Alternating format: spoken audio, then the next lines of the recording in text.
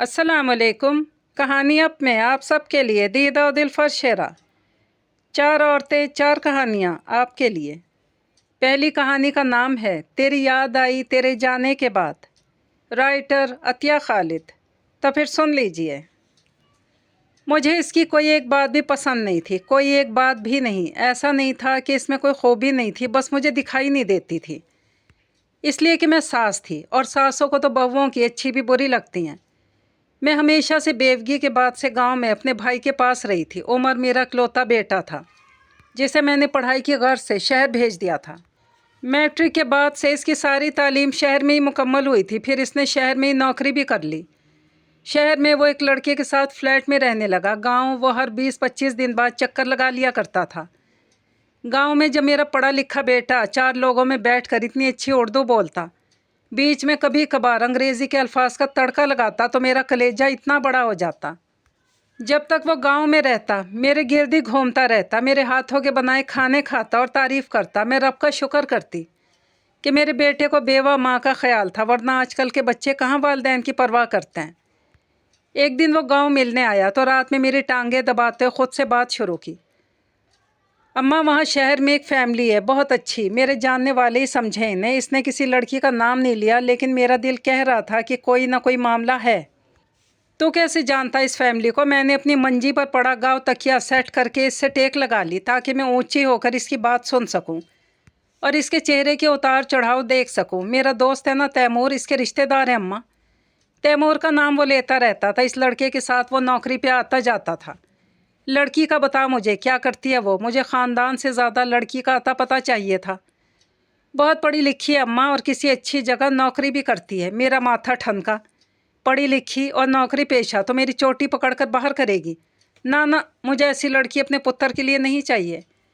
ये पढ़ी लिखी लड़कियां बहुत होशियार होती हैं, खाविंद को फ़ौरन मुट्ठी में दबा लेती हैं, ख़ानदान से अलग कर देती हैं। मैंने पास पड़ी हथ वाली पंखी झलना शुरू की कि जिस दरख्त तले मेरी मंजी थी वो हवा देना बंद कर चुका था। अम्मा, अब क्या मैं इतना पढ़ लिख कर आपकी गांव बिरादरी की किसी अनपढ़ लड़की से शादी करूंगा? मुंह बनाकर खफा हो गया। बात तो इसकी ठीक थी। बेटे को इतना पढ़ा लिखा कर मैं क्या किसी गंवार से इसकी शादी कर देती? भले मेरी बिरादरी बहुत बड़ी थी, लेकिन इसमें उम्र की जोड़ की कहाँ थी कोई। वो गुलाम मोहम्मद की शैला कैसी है? मुझे एकदम अपनी दानस्त में एक पढ़ी लिखी लड़की याद आ गई जो मेरे मामे ज़ात की धी थी।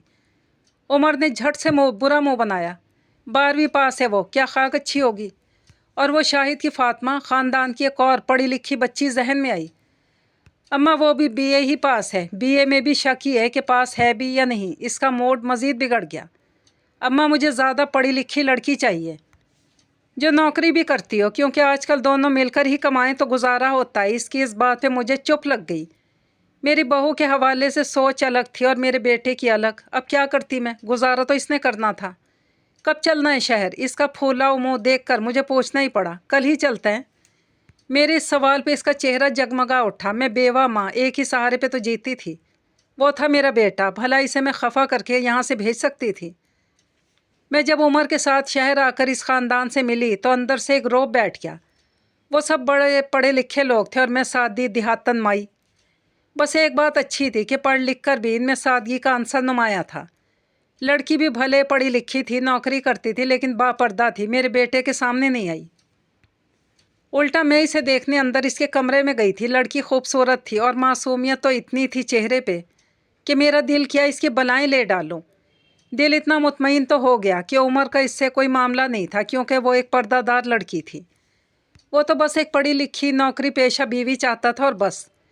वहीं बैठे बैठे मैंने न सिर्फ बात पक्की कर डाली बल्कि तारीख लेकर हम घर भी आ गए। शुक्रिया अम्मा, आपने मेरी ख्वाहिश का मान रखा। उमर मेरे हाथ चूम कर आंखों से लगाने लगा तो मेरा दिल सरशार हो गया। सच तो ये था, इनकार की कोई वजह न थी। पढ़े लिखे ख़ानदानी और सादा से लोग थे। मुझे हाँ करते ही बनी। 2 महीने बाद उमर की शादी थी तो मैंने गांव आकर तैयारियां शुरू कर दी। मैं जब उमर को फ़ोन पे बताती कि मैंने इसकी बरी में रखने के लिए साबुनदानी, सुरमादानी, कंघियाँ, परांदे ख़रीद लिए हैं, तो वह हंस देता। मैं पूछती कि वो क्यों हंसता है तो वो कहता, कुछ नहीं अम्मा, जैसे आप खुश। ये बात तो मुझे बाद में पता चली कि वो इसलिए हंसता था कि शहरी पढ़ी लिखी कुड़ियाँ कहाँ ये सब इस्तेमाल करती हैं, लेकिन हमारे यहाँ तो गाँव में ये सब बरी में रखने का रिवाज था। عزمی ब्याह कर सीधी उम्र के फ्लैट में ही आई। हालांकि मेरा बड़ा दिल था कि वो मेरे गांव आती, मैं सबसे मिलवाती। उमर ने मना कर दिया। इसने तो अपने मामे के अलावा किसी को बारात पे भी नहीं बुलाने दिया। हालांकि मेरी इतनी बड़ी बिरादरी थी जो सब नाराज़ हो रहे थे। अब गांव की भरी पूरी बिरादरी में ऐसा थोड़ा ही होता है, सबका आना जाना मिलना मिलाना लगा होता है। लेकिन इसने कहा कि वलीमा हम गाँव में ही करेंगे। वलीमा अगले हफ्ते गाँव में। मैंने अपने तरीके से ही किया था, सारी बिरादरी को बुलवाया। आखिर मेरा एक को एक पुत्र था। गांव की सारी औरतें नाजुक से अज़मी को हाथ लगाकर यूं देखती कहीं वो मैली तो नहीं हो गई। सच ये था कि सब बड़ा मरूब हुई कि फर्जंद की बहू बड़ी मेम और सोहनी है। और मेरा कलेजा अंदर से ये बड़ा होता रहा कि एक बहू भी मैं चुन कर लाई हूँ कि वाह वाह हो रही है। वलीमे के अगले रोज़ शाम को बहू बेटा दोनों शहर वापस चले गए और मेरा वेड़ा खाली हो गया।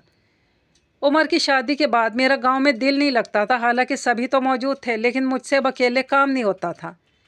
दिल करता था कि बहू आ गई है तो कुछ खिदमत मेरी भी तो करे।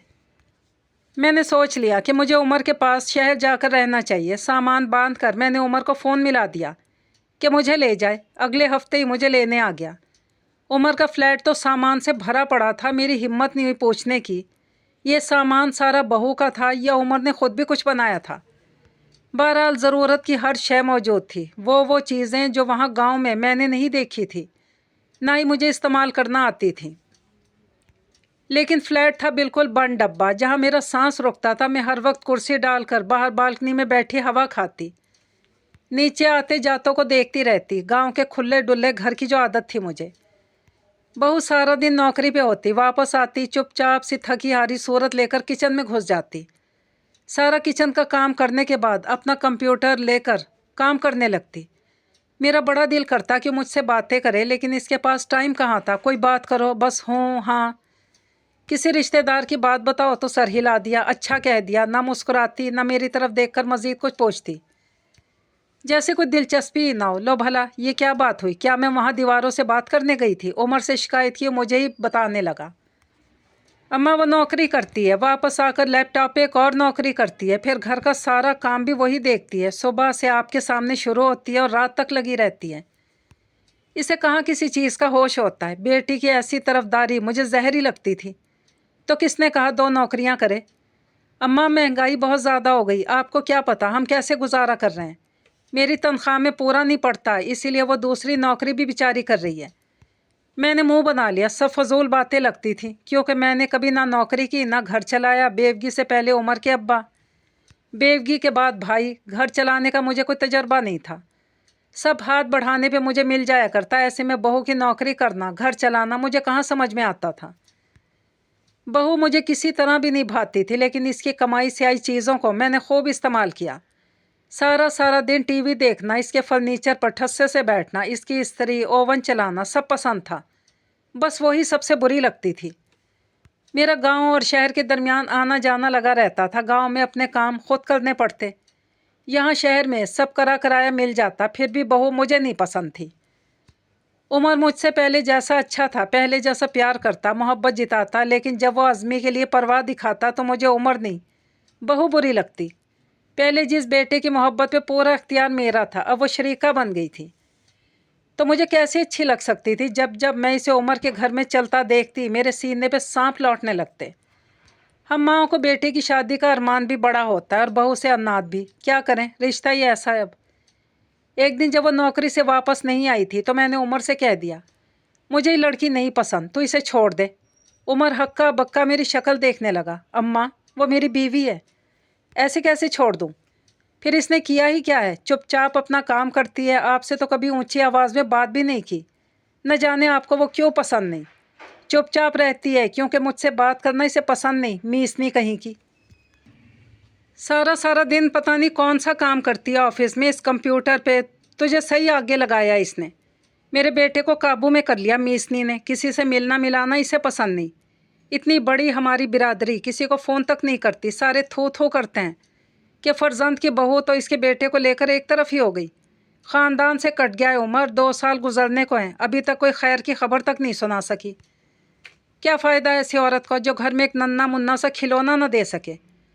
उमर सर पकड़ कर बैठ गया। बस इसे छोड़, मैं कोई और ढंग की कुड़ी लाऊंगी। और इस बार तूने मेरी ना सुनी ना तो मैं सच बता रही हूँ, सारी ज़िंदगी मेरा मुंह देखने को तरस जाएगा, मेरी हाय लगेगी तुझे। उमर ने नज़र उठाकर मेरी तरफ देखा और मुझसे पीछे खड़ी अज़मी को। इसकी रंगत बदली कि अज़मी सब सुन चुकी थी, मेरी बला से सुनती रहती, मुझे क्या परवाह थी। वो सलाम दुआ किए बगैर गुस्से से अपने कमरे में चली गई। उमर इसके पीछे चला गया। मुझे मज़ीद गुस्सा आ गया। जोरू का ग़ुलाम। घंटे तक अज़मी अपना सामान बांध कर जा रही थी। उमर इसकी मिन्नतें कर रहा था। मैं बैठी गुस्से से खौल रही थी कि जाती है तो जाए। न जाने उमर को क्या पड़ी इसके सामने हाथ पांव जोड़ने की। पढ़ी लिखी लड़कियां ऐसी होती हैं, ज़रा किसी ने कुछ कहा नहीं, चल पड़ती हैं अपने मैके। हमारे गांव में तो औरत को मर्द जूतियां भी मारे तो भी वो इसी से बंधी रहती है। अम्मा, अज़मी को रोकें प्लीज़। उमर मेरे कदमों में बैठकर मिन्नत करने लगा। मैंने दफ़ा करने वाले अंदाज में हाथ झटका। रोकती थी इसे मेरी जूती। जाने दे, इससे अच्छी लड़की लाऊंगी मैं तेरे लिए, सब भूल जाएगा। उमर इसके पीछे लपका जो दरवाजे से बाहर जा चुकी थी। अज़मी चली गई और मेरा बेटा बिस्तर से लग गया।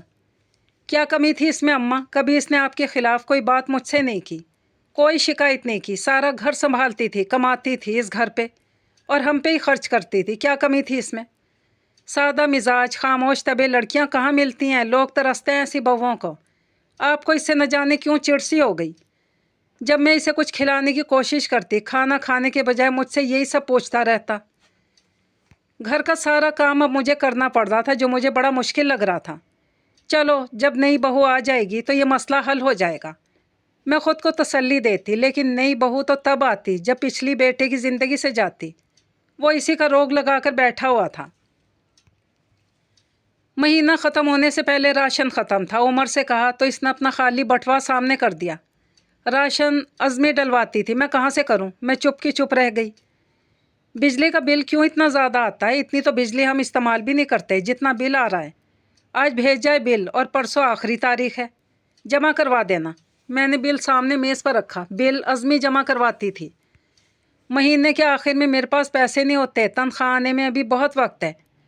तो इसके पास कहाँ से ख़जाने आते थे? जो चीज़ पूछो अज़मी करती थी, सब वही करती थी। तो क्या करता था? तो क्या कमाता था? मैं फट पड़ी। मैं बस इस फ्लैट का किराया और पेट्रोल पूरा कर लूँ अम्मा, वही बहुत है। बाकी सब अज़मी करती थी। तभी तो इसे दो दो नौकरियां करना पड़ती थी। मेरा तो जहन ही काम नहीं कर रहा था। ये क्या हिसाब किताब था, मुझे समझ में नहीं आ रहा था। सोच रहा हूँ अज़मी का सामान इसे वापस भेज दूँ। जब वो चली गई तो इसका सामान हम क्यों रखें? उमर की बात पे मैं उछल पड़ी। तो हम क्या करेंगे पीछे? मैंने भरे पूरे घर को देखा। मैं वापस इसी दोस्त के फ्लैट पे और आप गांव चली जाएंगी। गांव का सोचकर मुझे हौल उठने लगे। वहाँ ऐसी सहूलियात कहाँ थीं जो इस घर में थीं, और इतने महीने रहकर मुझे इन सहूलियात की आदत ही हो गई थी। तो दूसरी शादी क्यों नहीं कर लेता? इस बात पे वो नहीं आता था। रात पूरी मैंने सोच सोच कर गुजारी और सुबह नाश्ते की मेज़ पर मुझे कहना पड़ा, ऑफिस से वापसी पर बहू को ले आना। उमर हैरान हुआ। आप तो कहती थी कि वो आपको पसंद नहीं, आप अपनी मर्ज़ी से बहू लाएंगी। मुझे तेरी खुशी प्यारी है। उमर मेरे गले लग गया। वो खुश था और मैं भी कुछ कुछ खुश ही थी। सच बताऊं तो घर का सारा निज़ाम बहू चला रही थी, और क्या अच्छे से चला रही थी। मेरी बूढ़ी हड्डियों में इतना काम करने का दम नहीं था जितना वो कर लेती थी। इसकी 2 नौकरियों की कमाई कितने खर्चे पूरे कर रही थी, ये मुझे इसके जाने के बाद पता चला। मैं कोई दूसरी लड़की ले भी आती तो ये तमाम खर्चे कौन पूरे करता? उमर की तनख्वाह की हकीकत तो मेरे सामने थी कि वो कितना कर सकता था। फिर क्या पता नई बहू चर्ब ज़ुबान होती, मेरे खिलाफ उमर को पट्टियाँ पढ़ाती और मुझे निकाल बाहर करती। तो क्या फिर मैं तीसरी बहू लाती? कुछ दिल मैंने मारा और मान लिया कि बहू इतनी बुरी नहीं थी जितनी कि मुझे लगती थी। मुझे इसकी कदर तब आई जब वो यहाँ नहीं थी।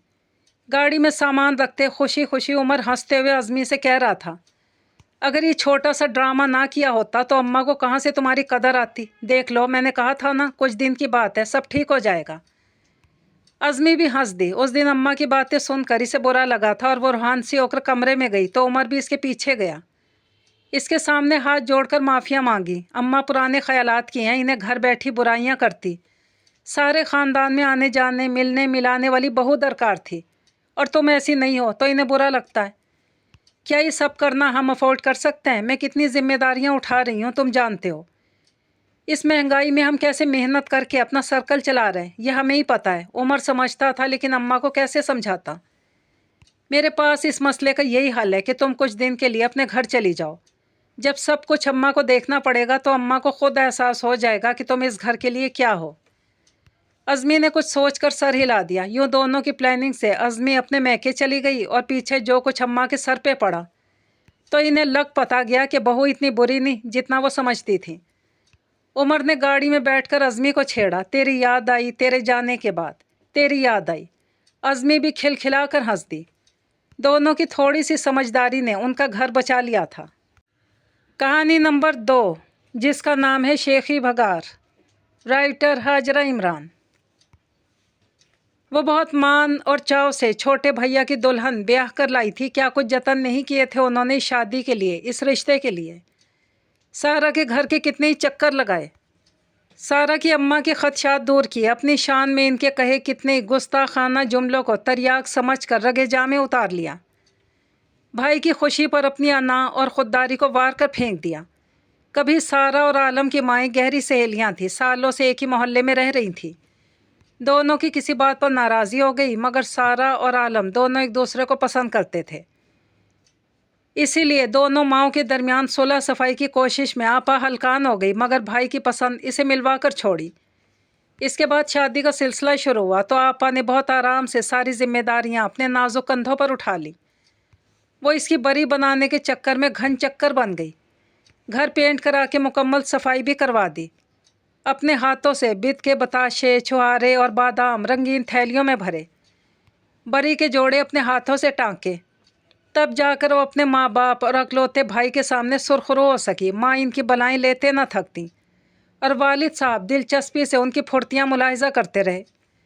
اکلوتی بہن ہونا بھی بڑی بھاری ذمہ داری ہے۔ جب ہم نے آسماں کی شادی کی تو اس وقت عالم چھوٹا تھا، کالج میں پڑھتا تھا، اس پر اتنی ذمہ داری کا بوجھ نہیں تھا، مگر عالم کی شادی پر آسماں نے اپنے گھر گھرستی کے ساتھ ساتھ بھائی کے لیے سارے فرائض بڑی تندہی سے نبھائے ہیں۔ بہنیں ایسی ہوتی ہیں، حساس، محبت کرنے والی۔ وہ آسماں کی تعریف میں ردب اللسان رہتے۔ آسماں کی ساس فراق دل اور سمجھدار عورت تھی۔ وہ بہو کو سسرال اور میکے کے درمیان گھن چکر بنے دیکھتی تو بجائے ناراض ہونے کے خوش ہوتی۔ ہر آئے گئے کے سامنے آسماں کی تعریفوں کے راگ الاپتی رہتی کہ آسماں نے کیسی ساری ذمہ داریاں احسن طریقے سے نبھائی ہیں۔ بچوں کے امتحان سر پر تھے۔ امتحان کے فوراً بعد شادی کی تاریخ تھی۔ دونوں بچوں کے فائنل امتحانات کی تیاری انہوں نے بہت پہلے نہایت جاں فشانی سے کرا دی تاکہ سسرال والوں کو بات کرنے کا موقع نہ مل سکے۔ بچوں کے امتحانات کی تھکاوٹ اتری بھی نہیں تھی کہ شادی کا ہنگامہ شروع ہو گیا۔ سارا نے شادی کے بعد ہر زبان پر آپا کی شان میں قصے سنے تھے۔ عالم بھی آپا کے مداحوں میں شامل تھا۔ سارا کو آپا سے نامعلوم سی خار رہنے لگی تھی۔ آپا جب بھی میکے کا چکر لگاتی تو اس کے پاس کچھ دیر کے لیے ضرور بیٹھتی۔ آج بھی دوپہر کے کھانے کے بعد امی لیٹ گئیں تو وہ سارا کے ساتھ باورچی خانہ سمیٹنے میں مدد دینے لگیں۔ سارا نے ان سے بچوں کے احوال پوچھنے کے ساتھ ساتھ باتوں کو بھگار بھی لگا رہی تھی۔ جیسے دال کو بھگار لگا کر اس کا ذائقہ بڑھایا جاتا ہے، اسی طرح کچھ لوگ اپنی عام سی باتوں کو بڑھا چڑھا کر پیش کرنے کے لیے شیخی کا بھگار لگاتے ہیں۔ سارا شیخی بھگارنے کے فن میں طاق تھی۔ اگلے آدھے گھنٹے میں اپنے میکے اور بھائی کی تعریفوں کے ان گنت پل باندھ چکی تھی۔ آپا کو سارا کے بھائی کی جائیداد، گاڑیوں کی تفصیلات زبانی یاد ہو چکی تھی۔ سارا کے والد ریٹائرڈ سرکاری ملازم تھے۔ اس کے بڑے بھائی باپ کی جگہ ملازمت پر لگ چکے تھے، جبکہ چھوٹے بھائی کا رجحان کاروبار کی طرف تھا۔ سارا کی باتوں سے پتہ چلتا تھا کہ اس کے بھائی کا کاروبار خوب چمک بھی رہا ہے۔ آسی آپا کی سمجھ میں نہیں آ رہا تھا کہ ان کے ذہن پر سارا کے بھائی کا کاروبار کیوں چھایا ہوا ہے۔ انہوں نے گھر آ کر اپنے شوہر کے سامنے یہی تذکرہ کیا تو کچھ حیران ہوئے۔ تم کیا سارا کے بھائی کے کاروبار ترقی سے مروب ہو گئی ہو؟ رفیق کی بات سن کر آسماں چونک گئی۔ نہیں تو وہ تو سارا نے اس بات کا اس قدر تذکرہ کیا کہ بات میرے دماغ سے نکل ہی نہیں رہی۔ میں نے سوچا آپ کے ساتھ بات کروں گی، شاید ذہن سے زائل ہو جائے۔ رفیق نے کھانے سے توجہ ہٹا کر پرسوچ انداز میں اپنے نصف بہتر کو دیکھا۔ لگتا ہے آئندہ کچھ وقت تک سارا تمہارے حواسوں پر چھانے والی ہے۔ کچھ کہا آپ نے رفیق صاحب؟ آپ اپنے خیالات سے چونکی۔ جی نہیں، واپس کھانے پر جھک گئے۔ سارا کی ترجیحات آپا سے بہت مختلف تھیں۔ اس کی باتیں فیشن، کپڑوں کی ڈیزائننگ اور برانڈ سے شروع ہوتیں اور شہر کے بہترین شاپنگ مالز اور ہوٹلز پر آ کر ختم ہوتیں۔ آپا کی دنیا گھر گھرستی، بچے، شوہر، ساس سسر کے گرد گھومتی۔ ان کی سوچ बिजली, पानी, गैस के बिलों, बच्चों की फीसों और दवाओं तक महदूद थी। मेरे भाई ने भाभी के लिए जापानी गाड़ी मंगवाई है। भाभी अब खुद बच्चों को स्कूल छोड़ने जाया करेंगी। वो शेख ही भगार थी। अगली बार उनके भाई ने पॉश सोसाइटी में बंगला तामीर कर लिया था। इससे अगली मुलाकात में उनके भाई ने दावत के बाद मशहूर ब्रांड का जोड़ा इसे तोहफे के तौर पर दिया था। आसमा सारा से अच्छी खासी मरूब रहने लगी थी। पहले भी अपनी अम्मी के घर जाकर इनका सारा इंतज़ाम संभाल लेती थी। भाई की शादी के बाद भी पहले की तरह घन चक्कर बनी रहती। सारा को आसमा आपा की मदद की आदत हो गई थी। वो इसका खूब नाजायज़ फ़ायदा उठाती।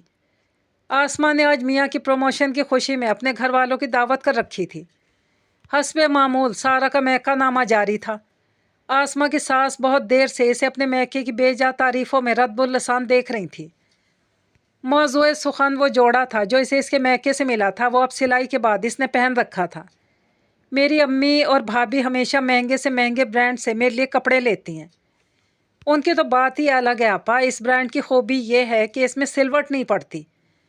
1000 ब्रांडेड कपड़ों में निसा ब्रांड के कपड़े बआसानी पहचाने जाते हैं। आसमा की सास अब थोड़ी तले उंगली रखे सारा का ब्रांड नेमा सुन रही थी। उन्होंने भी गुफ्तगू में हिस्सा डाला। हमारी तो दुआ है कि सारा की तरह आसमा के मैके से भी ऐसी ठंडी हवा की झोंके आए। आसमा का भाई भी तुम्हारे भाई की तरह गाड़ी बंगले वाला हो जाए। वहाँ से भी बहन के लिए ब्रांड का जोड़ा तोहफे में आए। वरना अकलौते भाई की शादी में इसे आम सा जोड़ा ही मिला था। सारा ने नखवत से सोचा, मेरा शौहर गाड़ी और बंगले का मालिक बनेगा तो इसका फ़ायदा मुझे ही होगा। जैसे मेरे भाई की तरक्की का फ़ायदा मेरी भाभी उठा रही हैं। मैं तो इज़्ज़त बनाने के चक्कर में बिला वजह इसकी कामयाबी की शादियाने बजाती रहती हूँ। अपने पास से जोड़े ख़रीद कर मैके का नाम देना पड़ता है। मेरा क्या दिमाग ख़राब है? और तौबा है मेरी जो आसमा आपा के लिए जोड़े ख़रीद कर इन्हें तोहफ़ा दूँ, वो भी ब्रांडेड जोड़े। आसमा आपा की सास की छापा मार बात ने सारा को अच्छे खासे इम्तहान में डाल दिया था। वैसे जब तरक्की होगी तब देखा जाएगा। अभी तो मुनीब शादी का कर्जा उतार लें, ये बड़ी बात होगी। वो पूरी तरह पलटा खा चुकी थी। आसमा आपा को थोड़ा सा रंज हुआ। काश मेरा भाई भी इतना साहिब हैसियत हो जाए कि मुझे ऐसे जोड़े गिफ्ट किया करे। मगर सारा के पलटी खाने से अंदाज़ा हो रहा था कि अपने लिए इसे जो बात पसंद है वो आसमा के लिए बिल्कुल भी पसंद नहीं। भाई सच पूछो तो हमारी बहू ने आज तक अपने भाई की तनख्वाह का जिक्र बढ़ा चढ़ा कर नहीं किया। अगर वह ऐसा करती तो ससुराल वालों की उम्मीदें भाई से बन जाती। और ये बच्ची अपने भाई पर बोझ नहीं डालना चाहती। अपने शौहर की कमाई में खुश और शुक्रगुजार है।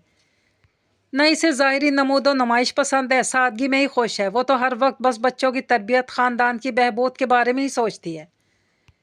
बल्कि मैं तो कहती हूँ कि औरत का नसीब वही होता है जो इसकी शौहर की कमाई होती है। भाई का कमाया हुआ रुपया इसकी बीवी का नसीब होता है। सारा सोच रही थी कि अपनी कमाईगी का एहसास छुपाते छुपाते कभी कभार हम एहसास बरतरी का गुनाह कर बैठते हैं। हालांकि मेरे भाई ने मकान बनाया या गाड़ी ली, मगर भाभी ने हमेशा हालात का रोना ही रोया। मेरे नसीब में तो वही था जो मेरा शौहर कमाता है और मुझ पर खर्च करता है। इसने दिल ही दिल में शर्मिंदगी से महसूस की और सोच इसके जहन के दरीचे पर इस तरह उभरी जैसे उफक से खुर्शीद। खामखा की शेखी भगार कर रिश्तों को ख़राब नहीं करना चाहिए। इधर आसमा आपा ने फ़ख्रिया नज़रों से अपनी सास को देखा, जबकि मुनीब और आसमा के वालिदैन की निगाहों में आपा की सास की इज़्ज़त मज़ीद बढ़ गई थी। कहानी नंबर 3 सुन लीजिए, जिसका नाम है सालगिरह। राइटर महविश नज़ीर। आज आलिया बहुत खुश थी। सालन पकाते हुए गुनगुना भी रही थी। रोटियां पकाते हुए गर्मी महसूस भी नहीं हो रही थी। और तो और काम ख़त्म करके पंखा चलाती जब बिजली चली गई तो भी कोफ्त का शिकार नहीं हुई। इसकी खुश होने की वजह बज़ाहिर आम सी, लेकिन इसके लिए बहुत ख़ास थी। आज इसकी कमेटी निकली थी और इन पैसों से वो अपनी 4 साल पुरानी ख्वाहिश पूरी करना चाहती थी। इसकी शादी में से नकली जेवरात पहनाए गए थे, तो बस एक सोने के लॉकेट का बहुत शौक़ था। हम्माद ने वादा किया था कि वो इसे जल्द सोने का लॉकेट बनवा कर देगा। हम्माद की नौकरी में इतनी बचत ही नहीं होती थी कि वो इस दौर में सोना ख़रीद सके। आहिस्ता आहिस्ता ये ख्वाहिश इसके दिल में जड़ पकड़ती गई। सना भाभी, जो कि नंद भी और भाभी भी थी, उनका वट्टा सट्टा था। उसके मशवरे से 8 माह पहले कमेटी डाली थी जो कि आज खुली थी, और यही सोचकर बहुत खुश हो रही थी कि अब वो लॉकेट ख़रीदेगी। इसी माह की 15 तारीख को इनकी शादी की 4थी सालगिरह थी। اور اسی دن لاکٹ پہن کر حماد کو سرپرائز دینے کا سوچا۔ ارادہ تو اس کا یہ تھا کہ لاکٹ خریدنے کے بعد بچ جانے والی رقم سے وہ حماد کے لیے 3-4 شرٹس لے گی اور ایک پرتکلف سے کھانے کا بھی اہتمام کرے گی۔ انہی سوچوں میں گم شام کے 6 بج گئے اور اسے یاد آیا کہ حماد تو 3-3:30 بجے تک آ جاتا تھا، اور اگر کبھی کوئی اور ضروری کام ہو تو وہ اسے کال کر لیتا تھا۔ اسی لیے ساری خوشی پریشانی میں بدل گئی۔ کال کی تو نمبر بند ملا۔ ابھی وہ عاصم بھائی کو کال کر رہی تھی کہ دروازہ کھٹکھٹایا گیا۔ وہ فوراً کھولنے گئی۔ سامنے حماد تھکا ہارا کھڑا تھا۔ جلدی سے اسے ٹھنڈا پانی دیا۔ کیا ہوا حماد، آج اتنی دیر لگا دی آنے میں؟ اور میرا فون بھی نہیں اٹھایا، سب خیریت تو تھی نا؟ جیسے ہی اس کے اوسان بحال ہوئے تو پوچھا، ابھی میں عاصم بھائی کو کال کرنے ہی والی تھی۔ ہونا کیا تھا، واپسی پہ آدھے راستے میں بائک خراب ہو گئی۔ پاس کوئی مکینک بھی نہیں تھا۔ 1.5 گھنٹہ دھکیل کر مکینک کے پاس پہنچا۔ اس نے 2 گھنٹے مرمت میں لگا دیے، 4,500 کا بل الگ بنا دیا۔ ابھی بھوک اور تھکن سے برا حال ہے۔ جلدی سے کھانا دو، پھر میں آرام کرتا ہوں۔ حماد نے نرم لہجے میں جواب دیا۔ عالیہ کو اس کی یہ بات بہت پسند تھی۔ وہ جتنا بھی پریشان ہو اس پہ بلا وجہ غصہ نہیں کرتا تھا۔ وہ جلدی سے کھانا گرم کرنے لگی۔ اسے حماد پہ ترس بھی آ رہا تھا۔ وہ بیچارہ کافی عرصے سے موٹر سائیکل کی وجہ سے پریشان تھا، لیکن نئی موٹر سائیکل کی گنجائش نہیں نکل رہی تھی۔ تنخواہ مناسب تھی، لیکن مہنگائی کی بدولت گزارا مشکل سے ہوتا تھا۔ کمیٹی بھی اس نے اپنے جیب خرچ اور بھائی جو اسے جیب خرچ دیتے تھے اس سے ڈال لی تھی۔ آخر شوق بھی تو پورا کرنا تھا۔ اگلے دن پھر بائک میں کوئی مسئلہ ہو گیا۔ حماد الگ پریشان ہو گیا۔ حماد، آپ ایسا کریں، یہ بائک بیچ کر نئی بائک لے لیں، روز کی پریشانی سے جان چھوٹے گی۔ عالیہ اب خود تنگ آ گئی تھی۔ رات کا کھانا کھا رہے تھے جب عالیہ نے مشورہ دیا، چاہتا تو میں بھی یہی ہوں، لیکن یہ بیچ کر اور جو رقم میرے پاس موجود ہے اس سے نئی بائک نہیں آئے گی۔ جیسے تیسے اسی سے کام چلانا پڑے گا 1-2 مہینوں تک۔ حماد نے کھانا ختم کیا اور ہاتھ دھونے چلا گیا۔ پھر اس کے عشاء کی نماز پڑھ کر آنے تک عالیہ نے بہت سوچنے سمجھنے کے بعد یہ فیصلہ کیا کہ وہ کمیٹی کے پیسوں سے نئی بائک خریدے گی، اور اگر رقم کم پڑی تو وہ عاصم بھائی سے ادھار لے لے گی۔ وہ یقیناً انکار نہیں کریں گے۔ ویسے بھی لاکٹ کا کیا ہے، میں پھر کبھی بنوا لوں گی۔ یہ سوچتے ہوئے دل ایک لمحے کو عجیب اداس ہوا، لیکن اس نے خود کو سنبھال لیا۔ بائک تو ضرورت کی چیز ہے۔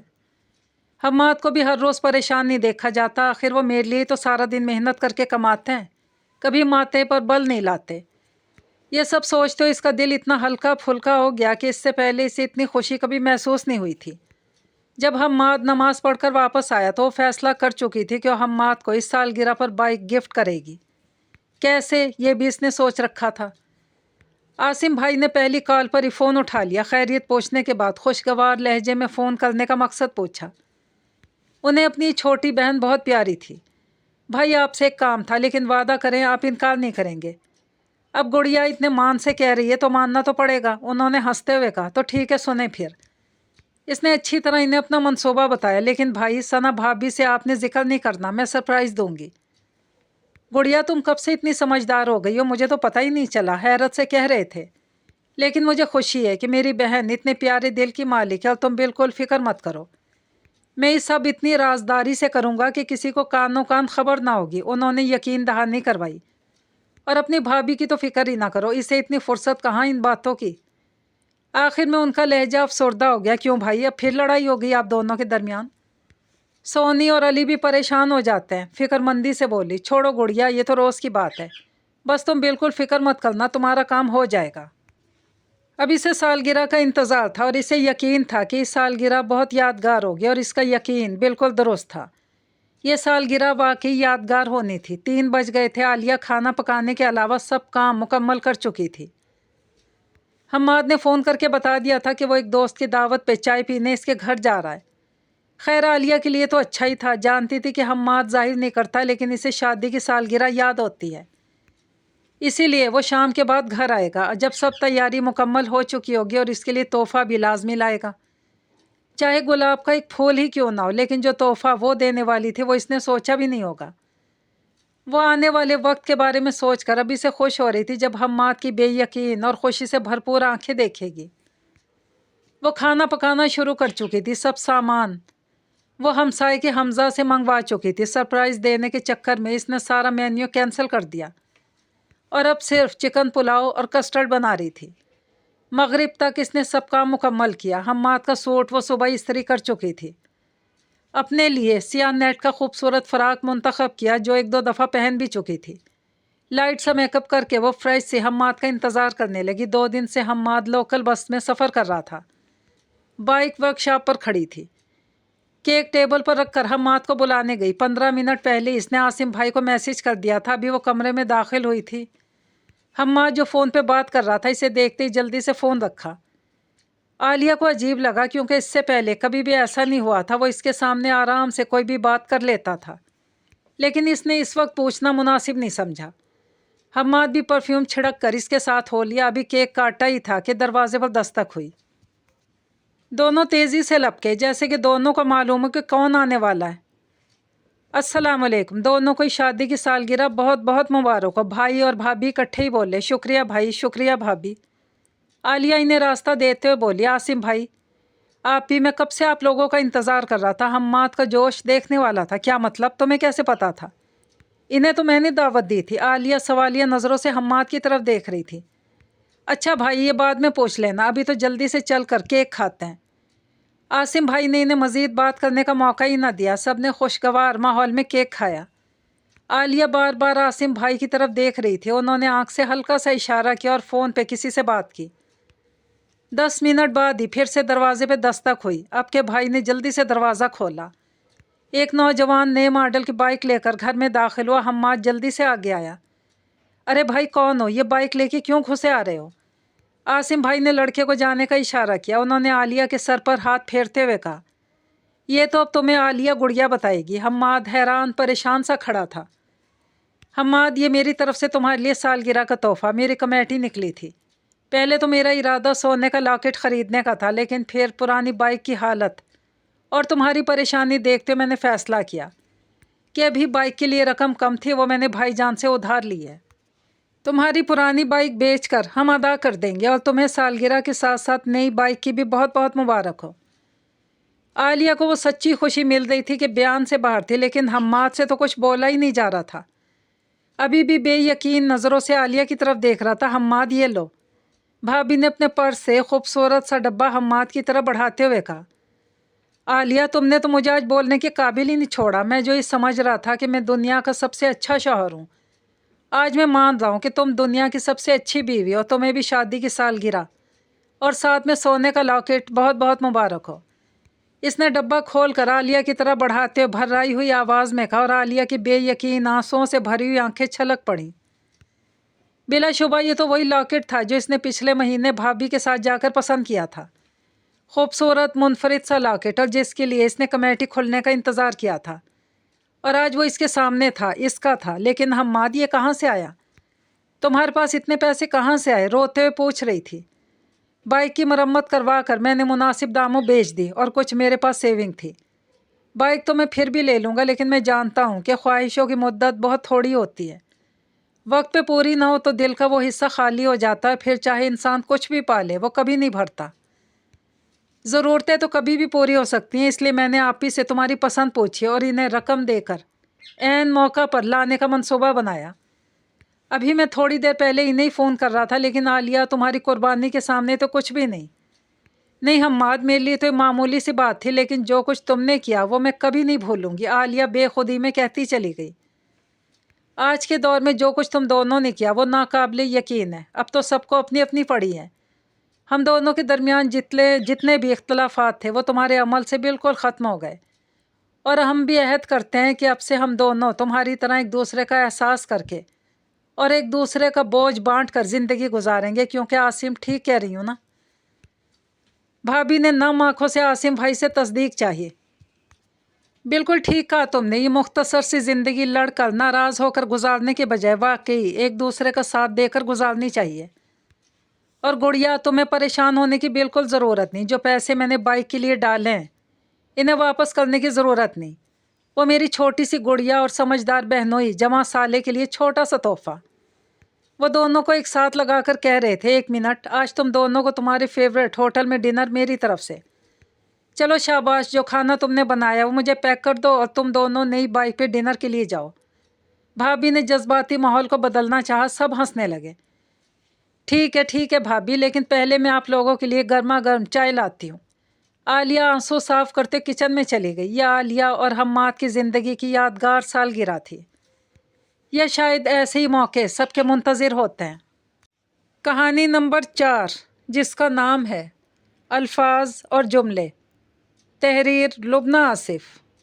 तो सुन लीजिए। आप ही तंग आ गई हूँ। बच्चे बहुत लड़ते हैं, एक दूसरे को बर्दाश्त करना तो सीखा ही नहीं। बस हर बच्चा अपने आप को सही समझता है। दिमाग सुन कर दिया बच्चों ने। आप ही, मैं बता रही हूँ, किसी दिन मेरा हार्ट फेल हो जाएगा। चुप कर जाओ अरीबा, मुँह से हमेशा अच्छी बात निकाला करो। बच्चों को तो बाद में समझाने की ज़रूरत है, पहले तो तुम्हें है। तो कैसे समझाऊँ? बच्चों को बाद में सुधारना, पहले अपने आप को सुधारो। कैसे कैसे अल्फाज बोलती हो। कभी सोचा है कि बच्चों पर इसका क्या असर पड़ेगा? प्यार से पूछो, वजह जानो, क्यों लड़ रहे हैं। माँ हो, माँ बनो, बच्चों के साथ बच्चा बन जाती हो। बच्चे लड़ रहे होते हैं और तुम्हारे जुमले, डंडा ले लो, एक दूसरे का सर फाड़ दो। आप ही आपको नहीं पता, एक पेंसिल भी उमर अगर अनाबिया की ले ले तो बात हाथापाई तक पहुंच जाती है। दिल जलता है तो मुंह से निकलता है, बकर ईद की छुरियां निकाल देती हूँ, काट डालो एक दूसरे को। ज़रा तहम्मुल से दोनों की बात सुनो, फिर फैसला करो। अपना दिमाग ठंडा रखो। बात बात पर गुस्सा करती हो। क्या करूँ आप ही, काम करके इतना थक जाती हूँ कि ज़रा सी बात बर्दाश्त करना मुश्किल है। खुद तुम में बर्दाश्त नहीं, बच्चों से तवक्को है कि वो बर्दाश्त से काम लें। ऐसे कौन से काम हैं जिन्हें कर करके तुम हलकान हो गई हो? मियाँ और बच्चे नहीं संभल रहे तुमसे। आप ही सुबह से सफाई शुरू की हुई है, खाना पकाया, इसी में भाग भाग कर गेट खोलना, कचरे वाला, दूध वाला। आप ही घन चक्कर बन जाती हूँ। तो बीबी, किसने कहा है कि घर शीशे की तरह चमकाओ? आप ही, मुझे शौक है साफ सुथरा सजा हुआ घर हो। भाड़ में गया तुम्हारा शौक। सारा दिन अपना आप जलाती हो, चीज़ें जगह पर हों, घर साफ हो, किचन चमक रहा हो। भाई घर है, इंसान रहते हैं यहाँ। चीज़ें आगे पीछे हो जाती हैं। तुम ये जगह पर रखो, वो उठाओ। क्या करूँ आप ही, नेचर ही ऐसी है। नेचर अच्छी कही, यही एनर्जी दूसरे कामों में लगाओ। बच्चों को वक्त दो, इनके सुनो। काम कर करके थक जाती हो, फिर मियाँ और बच्चों पर चीखती हो। बदलो अपने आप को अरीबा, मत किया करो फालतू के काम। दरवाजे पर बेल हो रही थी। सब बहरे हो क्या? बस माँ ही खोले दरवाज़ा। इतने बड़े जुमले के बजाय बच्चों को आवाज़ देकर बस ये कह देती कि दरवाज़ा खोल दो। आप ही ने कहकर मुंह दूसरी तरफ कर लिया। अरीबा, ज़रा आहिस्ता बोला करो, बाहर तक आवाज़ आ रही है। अरसलान ने दरवाजे से अंदर दाखिल होते अरीबा से कहा, अरे आप ही आई हैं? अरसलान, कैसे हो? ठीक हूँ आप ही, आपने बहुत दिन के बाद चक्कर लगाया।